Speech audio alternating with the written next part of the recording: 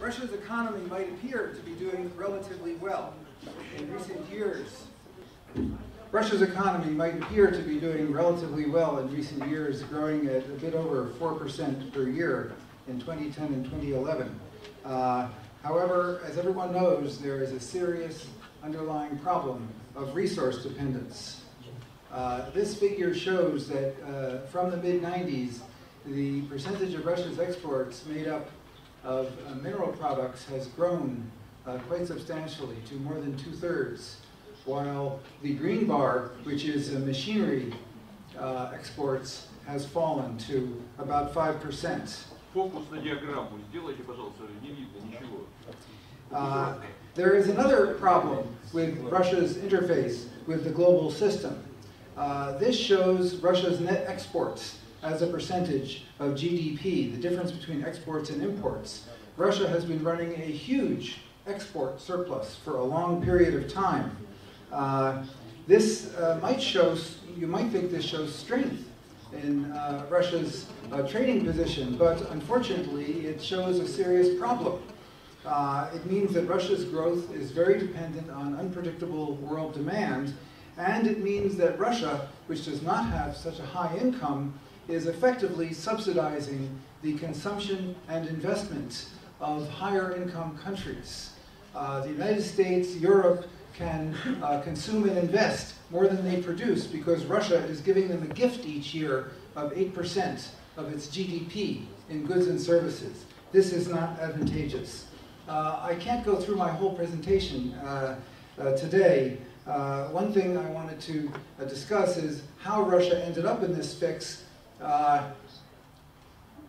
I'll just briefly say that at the end of the Soviet period, as you know, Russia had a diversified, industrialized economy, but the neoliberal policy that was adopted at that time destroyed Russia's diversified economy.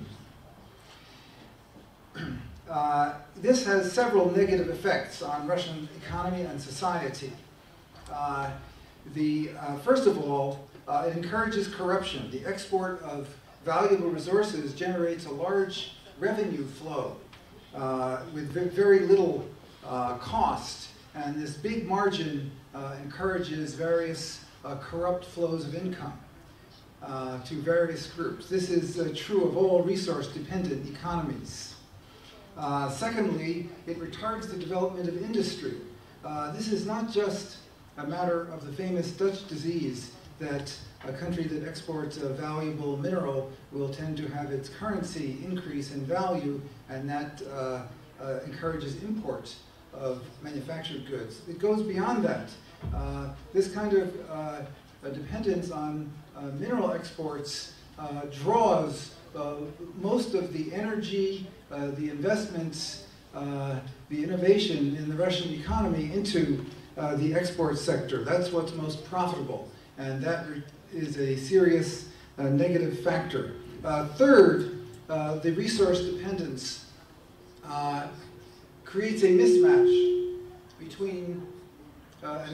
between Russia's economy and its people. Not very many people are needed to export a large volume of minerals, and most of Russia's 140-some million urbanized, well-educated people have no role to play in the dominant economic activity in Russia. One of the consequences of this is the continuing decline in Russia's population. There are many factors that lie behind it, but one of them is that most of the population have no role in the economy, and so the birth rate falls and the death rate rises. This shows the trend in birth rate, death rate, and the difference, which is the natural rate of population change, and you can see that it's improved, but it is unfortunately still negative. Fourth, this resource dependence also weakens Russia's position in the world, something I will skip over in the interest of time. In my view, it is still possible for Russia to escape from resource dependence. A reorientation of Russia's economy would require a shift to a developmental state. model instead of the neoliberal model. Developmental state models have played a key role for many countries in history. This involves using the state to move up the economic ladder toward a more technologically advanced, stronger, and more diversified economy. For example, the USA used such a strategy in the 19th century, although this is not so often discussed. Japan in the late 19th century, and more recently, South Korea after World War II, China since 1978. Virtually every case of the development of an advanced economy in history has involved a developmental state. What might such a strategy entail for Russia? First, industrial policy aimed at promoting the long-run development of key industries. And by the way, I was not persuaded by my old friend Andrei Klepich that the Russian state is already following such a policy. I have not seen it. I'll present some data to back this up. Second, the financial policy aimed at directing cheap credit for productive purposes rather than speculative activities, which continues to be a problem in Russia today.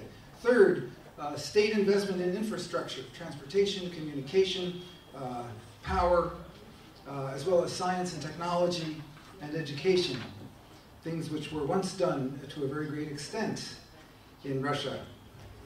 Fourth, a state role in where Russia's natural resources go to direct them toward domestic development rather than simply export. And fifth, and this will be difficult, entering the WTO to seek to regulate Russia's interface with the global economy in both trade and investment, to discourage short-term speculative capital movements in and out of the country while encouraging those kinds of foreign direct investment that are helpful, and to have the right to protect infant industries for some time. China has managed to work out a way to do this. A key requirement for a developmental state is to have a high rate of fixed investment. In recent years, gross fixed investment in Russia has been about 20% of GDP. That's fine for a mature capitalist economy, but for an economy in Russia's condition, it's much too low. And let me present a comparison with China. Now, what I've compared is Russia in 2011 with China in 2001, which was the last year before China's model became very greatly distorted by its entry into WTO and became export dependent. If you look at, so I compared China in 01, when I think it had an effective state development model, to Russia today. If you look at the gross fixed investment figure,